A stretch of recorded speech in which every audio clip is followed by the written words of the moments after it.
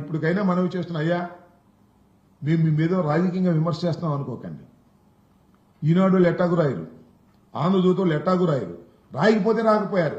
నేను అడిగిన ప్రశ్నకు సమాధానం చెప్పే విధంగానే రాయండి.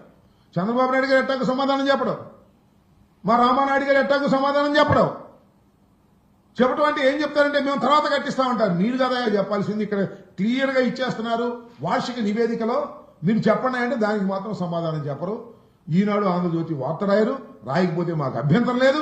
నేను మనవి చేస్తున్నా, నేను చెప్పింది తప్పు అని రాయమంటున్నా ఈనాడుని ఆంధ్రజ్యోతిని. నేను చెప్పింది తప్పు అని రామానాయుడు వచ్చి చెప్పమంటున్నా. నేను చెప్పింది తప్పు.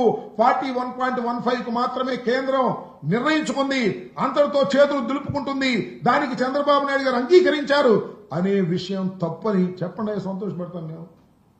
ఎందుకంటే పోలవరం మన కళ. రాష్ట్రం విడిపోయినా పోలవరం అన్నా బాగుపడిద్ది, దానివల్ల నీళ్లు వస్తాయి, సస్యశ్యామలం అవుతాయి, రాయలసీమకు కూడా నీళ్లు వెళ్తాయి అని భావించాం. లేదు ప్రత్యేక హోదా వస్తే ఇండస్ట్రీస్ వస్తాయని భావించాం. ప్రత్యేక హోదానేమో ఎగ్గొట్టేశారు చంద్రబాబు నాయుడు గారి నాయకత్వంలో. ఇవాళ పోలవరాన్ని కూడా ఎగ్గొట్టేసేటువంటి కార్యక్రమం చేస్తున్నారు. ఇది చాలా అన్యాయమైనటువంటి అంశం.